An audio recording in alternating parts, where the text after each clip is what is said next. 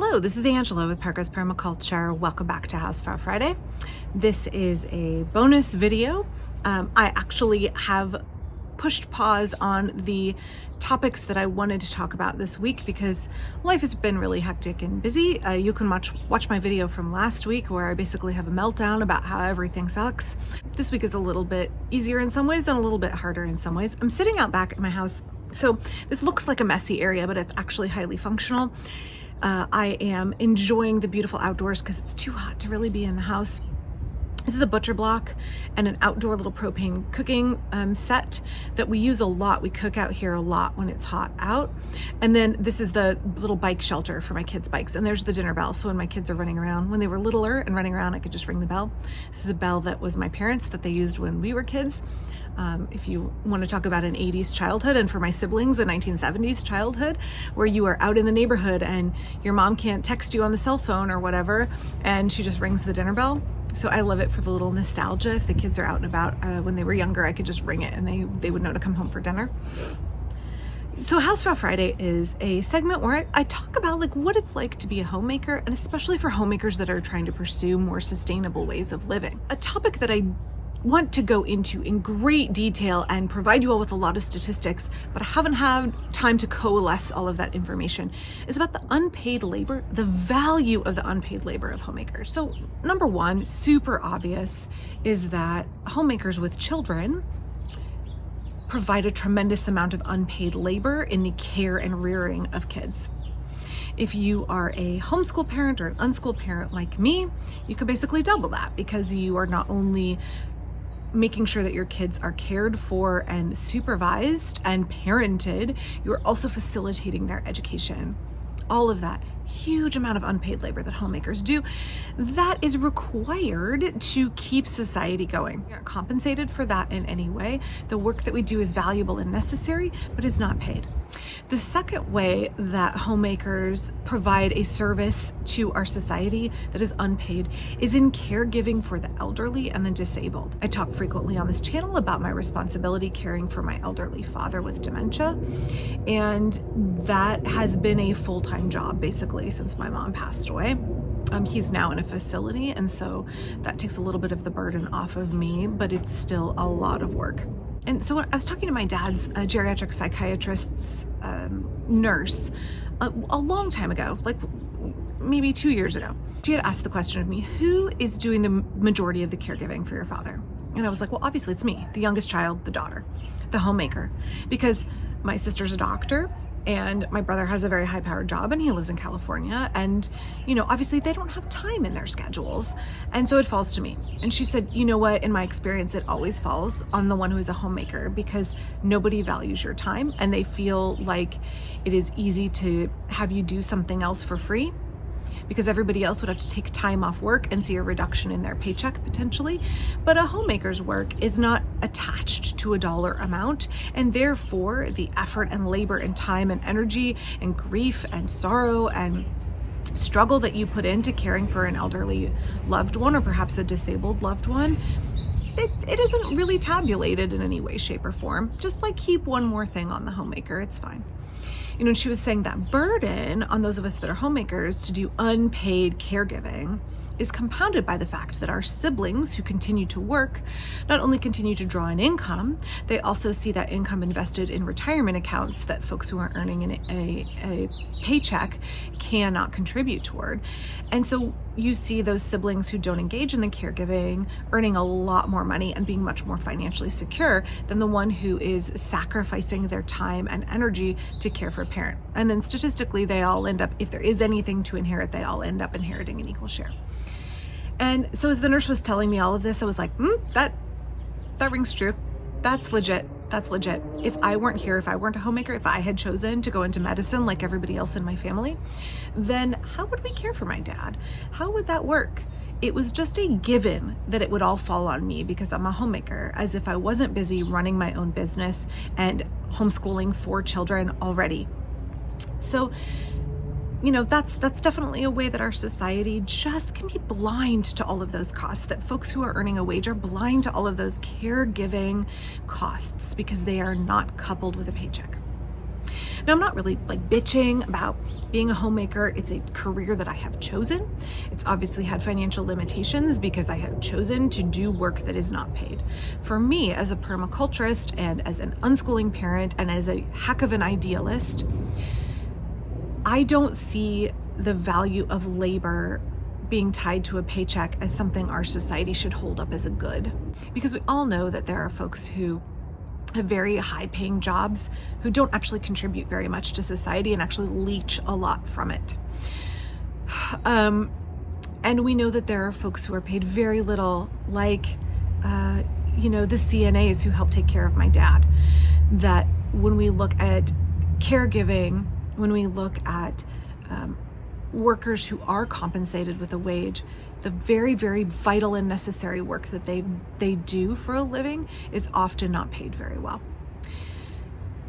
So for me, the correlation between what you earn in terms of a paycheck and your value is non-existent, right? Your value is not determined, and the value of the work you do is not determined by how big your paycheck is. In fact, it's often inverse. So there's lots of other ways. I'm just going to hit on these 3 for today. And maybe in future videos I can talk about more of them. But the third way is volunteerism. Homemakers have more freedom to volunteer in the community because we are not constrained as much by work hours. And one of the ways I have been doing that is by working with the Parkrose Argay Opportunity Coalition to help fight this diesel facility coming in on the end of my street. Speaking of which, when we talk about somebody's value to society not being tied to their paycheck, corporate billionaires who want to harm communities of color, working class communities, in order to reap a huge profit off the backs of those communities. They don't bring a lot of value to society, but they sure as heck make a lot of money doing it. So when we make our society so onerous to live in, so unaffordable, that we have to have 2-income households, full-time 2-income households, and maybe even more than 2-income households. Lots of folks in Portland need 3 or 4 adults living together in order to make rent. I had a recent video where I ranted a bit about the unaffordability of housing in Portland. When we make our way of living and being in this society so expensive that folks cannot afford to be homemakers, we lose that whole element of volunteerism, of activism, of caring for a community, of checking in on your neighbors, of working with NGOs and nonprofits to do good in the community for the planet and for other people. When we make people have to commit more and more and more of their lives to earning a paycheck in order to just get by, it costs all of society. The volunteerism that we need to keep society going, like fighting corruption in city council, like fighting big business that seeks to harm underserved communities and residents who cannot speak up for themselves, like championing environmental causes. When we remove those folks who are working out of their own passion and for no paycheck whatsoever, because we've had to dump them into the workforce just to make their rent, it harms all of us. It makes us a less resilient society. It makes us a less just society because there are fewer checks and balances on those who would seek to exploit everything they possibly can in order to have more profit and more money and a bigger paycheck for themselves. So I'm really feeling discouraged today. I keep having to edit out swear words in this video and rants, so it might be a little bit of a choppy video. I'm really frustrated because I spent the whole morning working for the Neighborhood Opportunity Coalition. We're trying to do right by our neighbors. We're trying to do right by the underserved folks in our community, by our students in our schools, and just feeling absolutely stabbed in the back and betrayed by Portland City Council. Absolutely feeling like it's impossible to go out and battle a big corporation with big slick lawyers and money that they can toss at our government officials.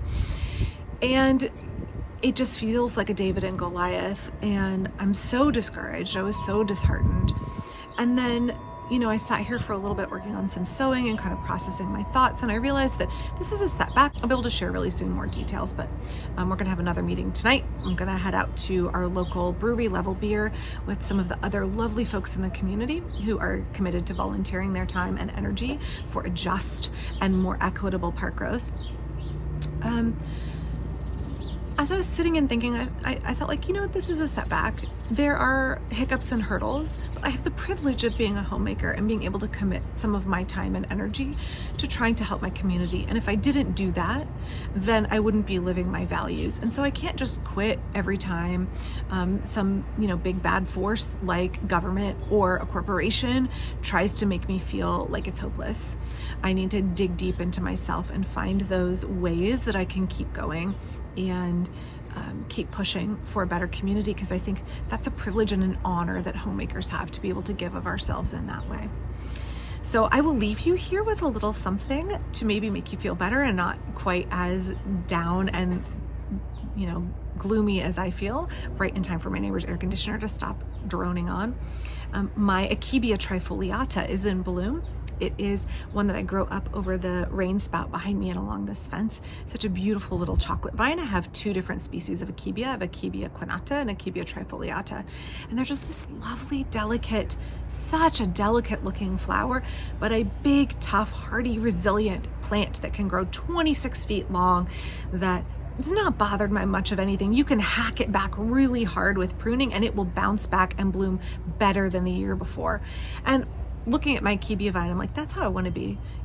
Portland City Council can try and hack on us as a community, and we're going to bounce back bigger and bloom more beautifully than we would have otherwise. So when I'm out in the garden and feeling down about things, I always find something in the wildlife in my garden, in the plants in my garden, that helps give me renewed energy and hope. So I just wanted to share that with you. Hope that it will help you as well.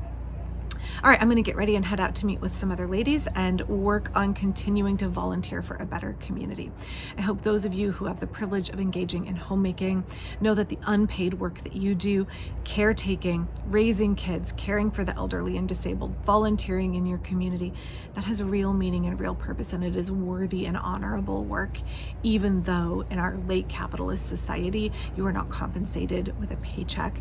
The work that you do is vital and necessary, and I thank you for it. I'll be back real soon. Bye-bye.